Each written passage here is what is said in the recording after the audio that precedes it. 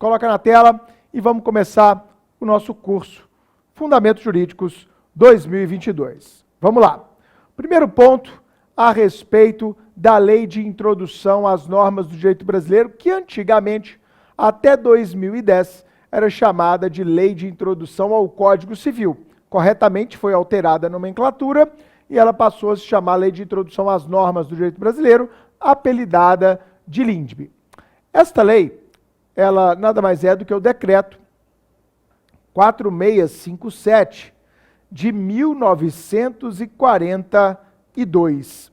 E ela sempre foi apelidada, você vai se lembrar da sua faculdade, de Lei das Leis. Ou seja, a LINDB sempre foi um instrumento normativo que delibera sobre a entrada de uma lei no ordenamento, a saída desta lei do ordenamento, as questões de obrigatoriedade desta norma, como a gente vai preencher eventuais lacunas existentes nessa norma, como nós devemos interpretar uma norma jurídica, também questões de direito intertemporal, questões espaciais, qual é o âmbito de aplicação, por exemplo, da lei brasileira e outras questões trazidas na LINDB.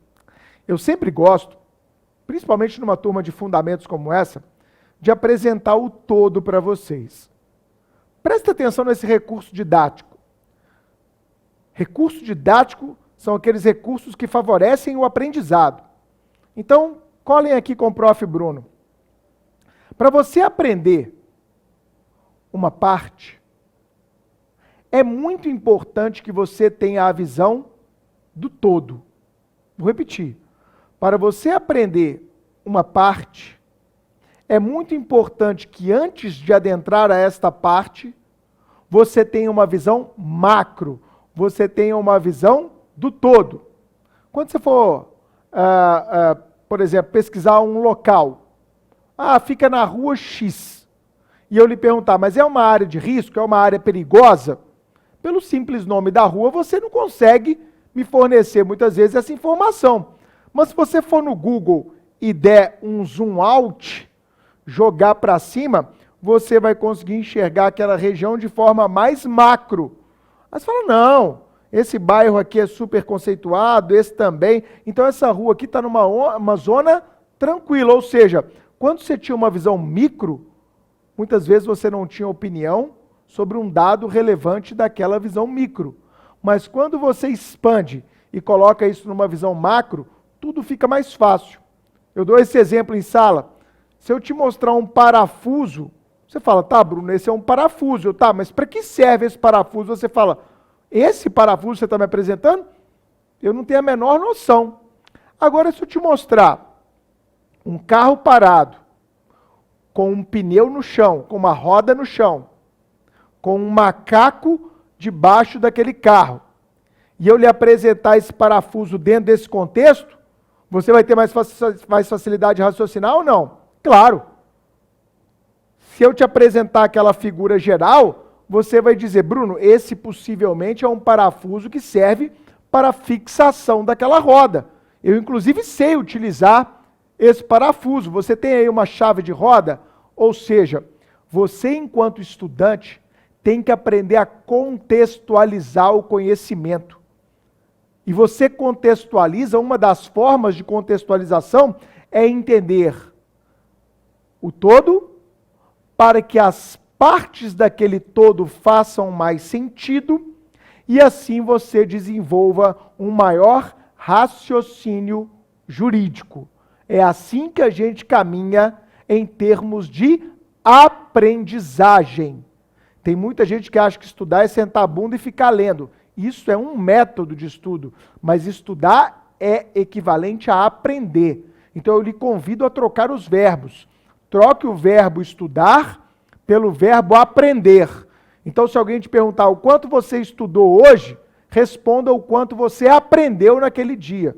Porque assim você vai caminhar, vai subir degraus e vai conseguir ser um profissional melhor para quem está fazendo uma reciclagem profissional com essa turma, ou vai conseguir ser aprovado num concurso para quem está buscando esta sonhada aprovação. Troque estudar por aprender. Então nós vamos aprender agora a LINDB. E para aprendermos a LINDB, eu partirei das suas frações, dos seus pedaços, que didaticamente eu dividi para facilitar a sua vida. Coloca na tela. A gente pode, em termos didáticos, dividir a LINDB em pelo menos 4 partes.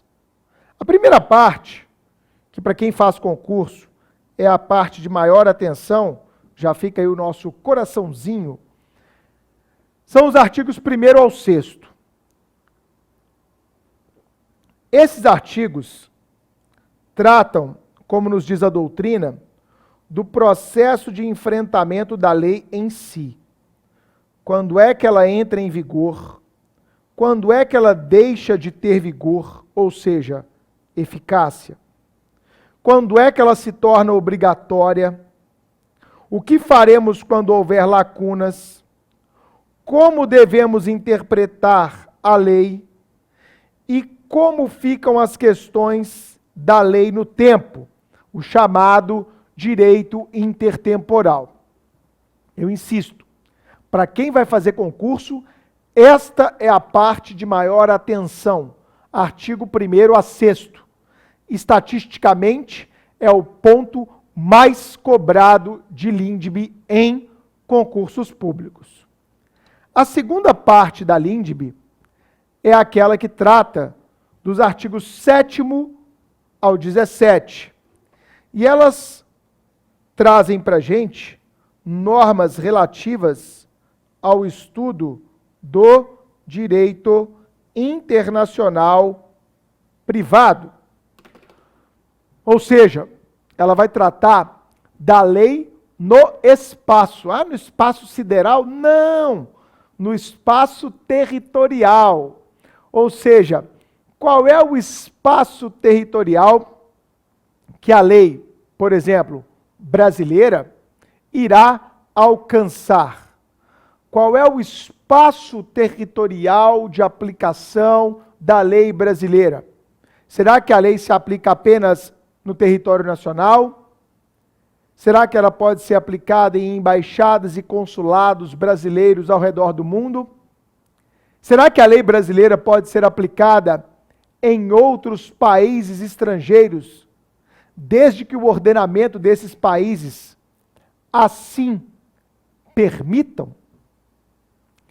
Terceira parte, os artigos 18 e 19, que têm baixíssima incidência em concurso. Eles tratam dos atos civis praticados por autoridades consulares brasileiras no estrangeiro. Se você quer prestar provas para o Itamaraty, para o Instituto Rio Branco, sim, o 18 e o 19 é importante. Salvo isso, é raríssimo a gente ver a exigência desses 2 artigos em prova. Então aqui, ó, fiz uma divisão tríplice.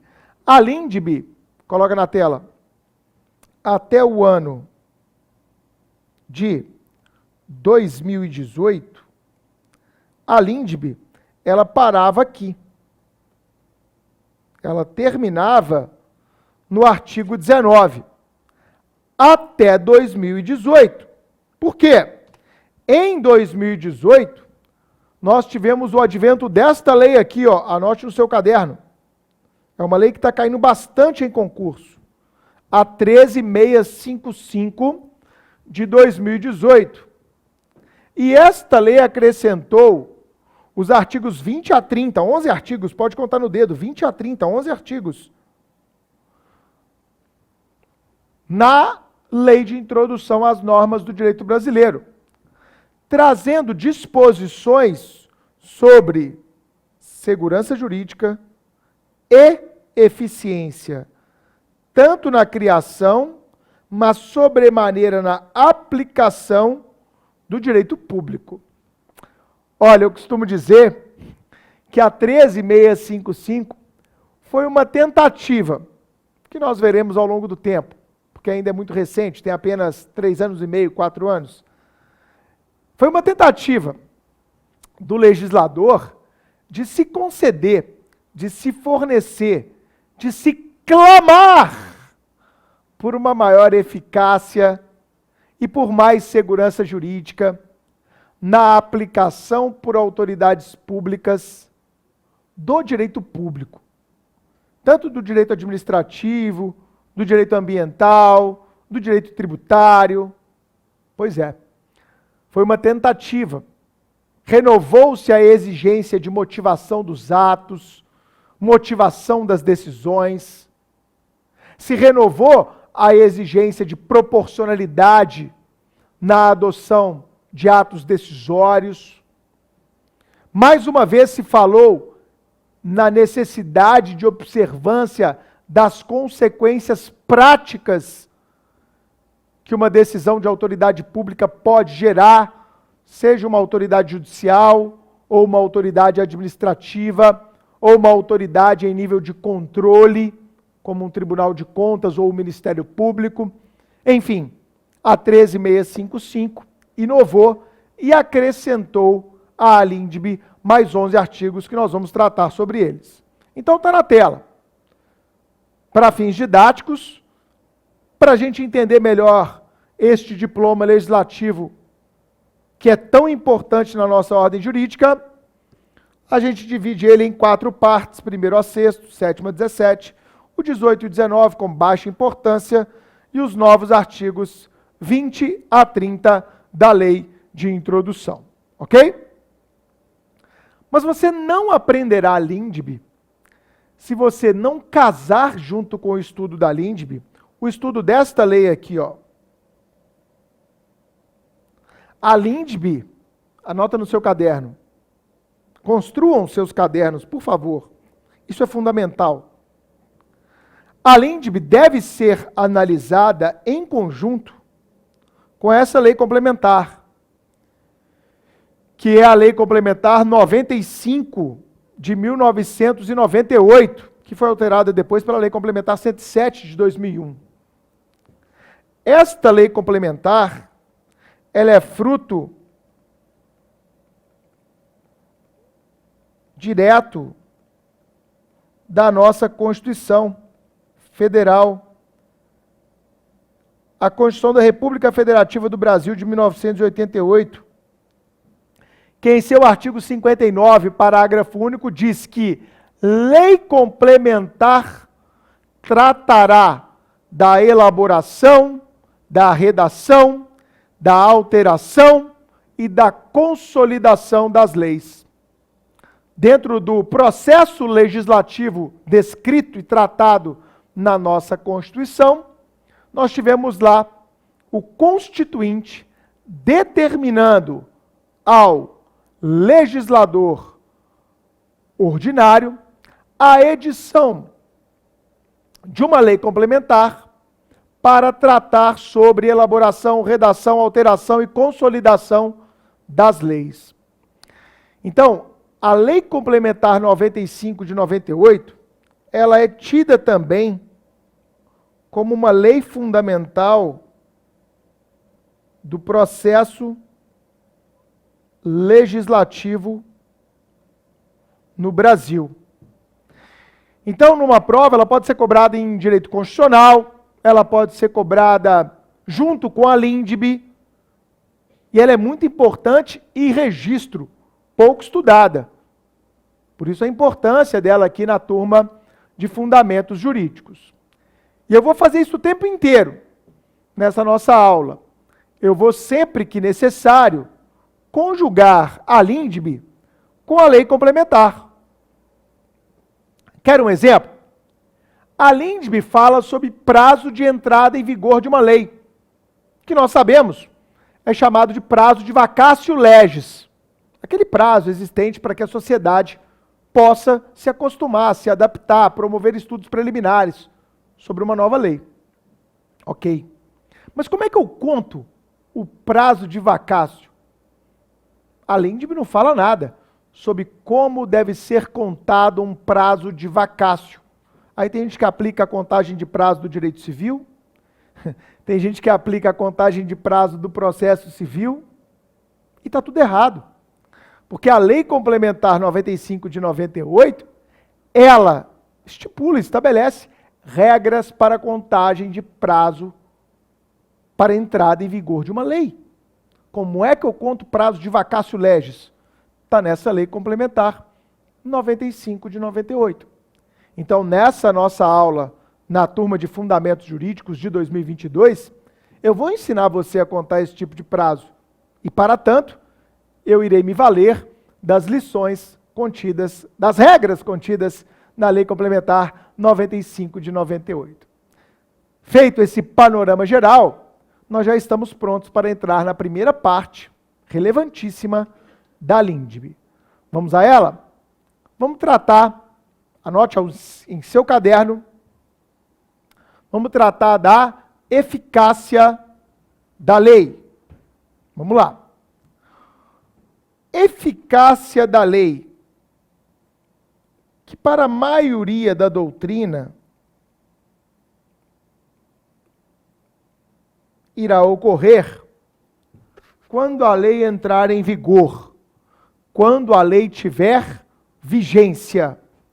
Então, se alguém lhe perguntar, quando é que uma lei será eficaz? Sua resposta, quando esta lei entrar em vigor, quando essa lei tiver vigência. É a mesma coisa de dizer, a partir da vigência de uma lei, ela se torna obrigatória. A partir da vigência de uma lei, ela passa a ter sua plena eficácia.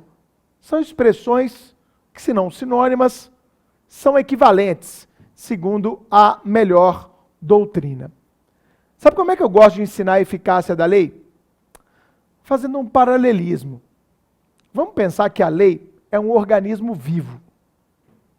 A lei, como fruto de uma sociedade organizada, é ou pode ser tida para fins de aprendizagem como um organismo vivo. Todo organismo vivo que você conhece, ele tem o seu ciclo vital. Ele vai ser gerado, vai nascer, vai ter a sua longa existência até que ele venha a morrer, a falecer, a desaparecer. Perfeito? E é assim com a lei também. Ela vai ter um processo de gestação, que é o processo legislativo descrito na Constituição. Ela nasce, começa a ter vigência, e algum dia lá na frente, a gente não sabe quando, ela deixará de ter esta eficácia. Ela deixará de ter a sua vigência. Ela morre enquanto tal. Então coloca na tela. Vamos estudar isto, fazendo esse paralelismo da lei com um organismo vivo, entendendo que ela terá uma, como dito, fase de gestação. Esta fase de gestação, de concepção da lei, será regulada pela Constituição e pela Lei Complementar 95 de 98, por meio do processo legislativo. Então está lá a Constituição e a Lei Complementar 95 de 98. O fim desse processo gestacional nós conhecemos. Quando a lei é aprovada pela Casa Legislativa e vai à sanção ou veto do Poder Executivo, se ela vier a ser sancionada, ou na parte que for sancionada pelo Poder Executivo, em nível municipal, estadual ou federal, nós vamos ter a promulgação. A promulgação de uma lei nada mais é do que um ato de autenticação. Está tudo certo. Está tudo beleza. Essa lei pode ser promulgada. E é exatamente neste ato de promulgação que a lei ganhará um número. Então, o Código Civil, por exemplo, Lei 10.406 de 2002. Quando é que ele ganhou esse número? Quando ele foi autenticado, quando ele foi promulgado. Então, cuidado, porque aqui nós temos a primeira pegadinha. Quando você vê a cabeça de uma norma, vou colocar, por exemplo, aqui, ó, a Lei Complementar 95, coloca na tela. Quando eu vejo a cabeça dessa norma, tá aqui, ó, Lei Complementar 95 e a data, não tem? Toda lei não vem assim? Vem, Bruno. Esta data que está aí na cabeça da lei, 26 de fevereiro de 98, por exemplo, esta é a data da promulgação. Por que eu chamo a atenção para isso? Porque depois que esta lei for promulgada, autenticada pela autoridade competente, esta lei tem que chegar ao conhecimento do público em geral. E aí vem um segundo ato, que será a publicação. Não confundam. São atos distintos. A publicação vai ser feita pela imprensa oficial, no DO, no Diário Oficial, seja impresso, seja online, como hoje grande parte dos estados e a União trabalha, com Diário Oficial online, antigamente era impresso, perfeito? E, possivelmente, as datas de promulgação e de publicação são distintas. Raras e excepcionais são as situações nas quais a promulgação e a publicação ocorrem no mesmo dia. Isso é excepcional. Ok? Só quando o governo está com muita pressa. Via de regra, a publicação ocorre no primeiro dia útil seguinte à promulgação. Às vezes uma lei é promulgada na sexta e publicada 3 dias depois, só na segunda-feira. Vamos ver se isso aconteceu aqui com essa lei, que nós estamos usando de exemplo aqui, ó. Lei Complementar 95, de 26 de fevereiro de 98. Como é que eu olho quando ela foi publicada? Eu vou lá no finalzinho da lei, olha aqui, ó. Olha aqui, ó. Este texto não substitui o texto que fora publicado. Nossa, que voz estranha. Publicado no Diário Oficial da União do dia seguinte, 27 de fevereiro de 98. Ok? Por que eu chamo a atenção para isso logo no início da nossa aula? Coloca na tela. Porque a lei, ela começará a sua jornada, a sua vida, depois que ela for promulgada ou publicada? Publicada. Então, os prazos eventualmente colocados para vacatio legis, eles são contados da publicação e não da promulgação. Eu já vi gente muito boa errando contagem de prazo de vacatio, porque pegou a data da promulgação e não a data da publicação. Olha que pegadinha do malandro que muita gente boa cai. Você não tem que olhar a data que está na cabeça da lei. Você tem que olhar a data em que ela foi publicada, porque é da publicação que se contarão os prazos eventualmente existentes para a vacatio legis. Então eu lhe pergunto, uma lei foi publicada, ela já está em vigor? Depende. Eu terei que ver se esta nova lei, acompanhem comigo, ela estipulou ou não um prazo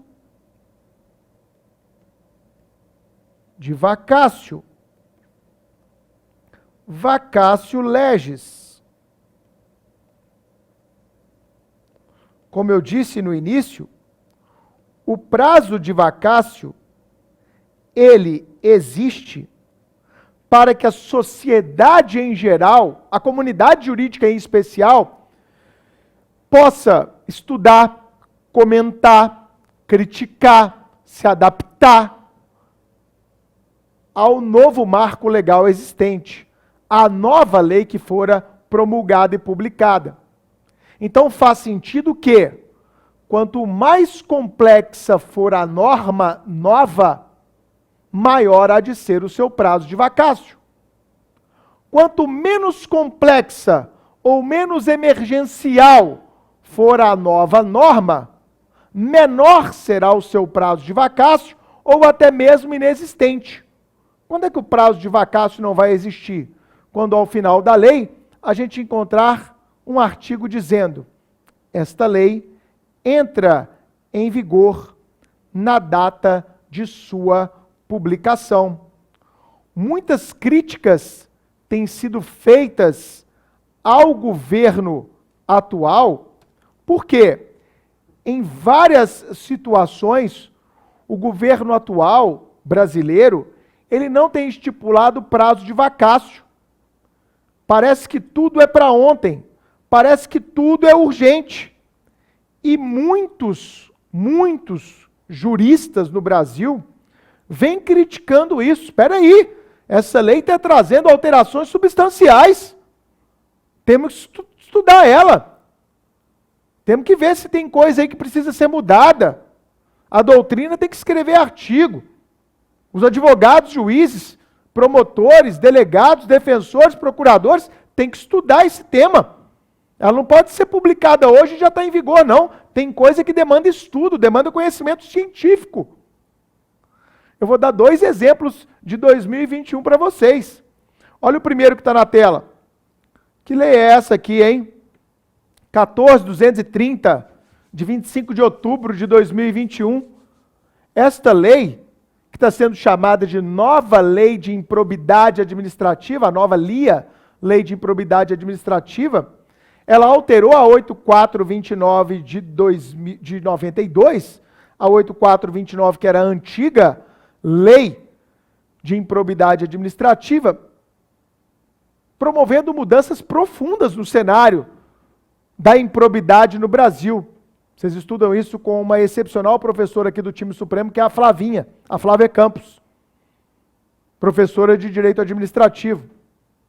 E quando vem uma profunda modificação dessa, o que você pensa? Poxa, mudou muita coisa, né? Está bem diferente a improbidade no Brasil agora, precisamos estudar isso. Então o normal seria que, óbvio, esta lei tivesse um prazozinho aí de vacácio de 90 dias, 6 meses, 1 ano, para a gente se adaptar, não é verdade? Mas não. Olha o que fala, gente, o artigo 5º dessa lei. Esta lei entra em vigor na data de sua publicação. A mesma coisa aconteceu com a 14.133, 14.133, que vocês vão se lembrar, é a nova lei de licitações. Outra profunda modificação no direito administrativo. E ao final da nova lei de licitações, da 14.133, você também tem um artigo desse. Essa lei entra em vigor na data de sua publicação. Poxa, mas é uma inovação e tanto no cenário do sistema de licitações brasileiro. Será que não demandaria mais tempo para se acostumar? Vários juristas têm feito esse tipo de crítica no momento que a gente vive. Se há uma modificação complexa, o correto seria termos um prazo maior de vacácio. Se é algo ligeiro, fácil, pouco complexo ou, lógico, emergencial, faz sentido que a vigência seja imediata. Perfeito? E aqui vem um detalhe muito importante. Qual? Onde é que a vacácio estará estabelecida? Gravem. Na nova lei. Toda lei nova, como regra, deve trazer ao seu final qual será o seu prazo de vacácio legis. Eu fui claro? Então, se você quiser saber qual é a vacácio de uma norma, basta ir até o seu final. Os últimos artigos normalmente denotam, vão trazer, como eu mostrei aqui na nova lei de improbidade administrativa de outubro de 2021, nós vamos ter ali dizendo qual é o prazo de vacácio. Inclusive, esta é a lição que a gente colhe da própria Lei Complementar 95 de 1998. Ao falar da criação de uma nova norma, ela é expressa ao dizer no artigo 8º que, tela, a vigência da lei será indicada de forma expressa e de modo a contemplar prazo razoável para que dela se tenha amplo conhecimento.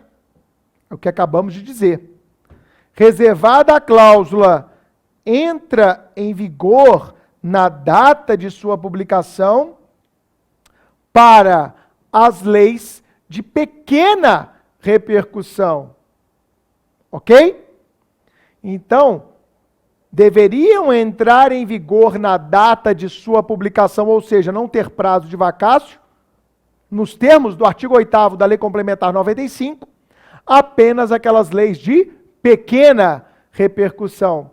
Se a lei é robusta, é complexa, demanda estudos e adaptação, ela não deveria ter a sua vigência imediata, ok? Fiquem atentos quanto a isso aí. Agora, como estamos dizendo, superada a vacatio legis, a lei entrará em vigor. E irá vigorar, como regra geral, por prazo indeterminado, à exceção das leis temporárias, que são aquelas leis que já nascem com um termo final de vigência. Mas as leis temporárias são absolutamente raras e excepcionais. Então, via de regra, vigorará o princípio da continuidade. Ou seja, uma lei vai vigorar, Deus sabe lá até quando. Se eu te perguntar, o Código Civil está aí, até quando ele vai vigorar? Você vai responder, até vir outra lei que revogue o Código Civil.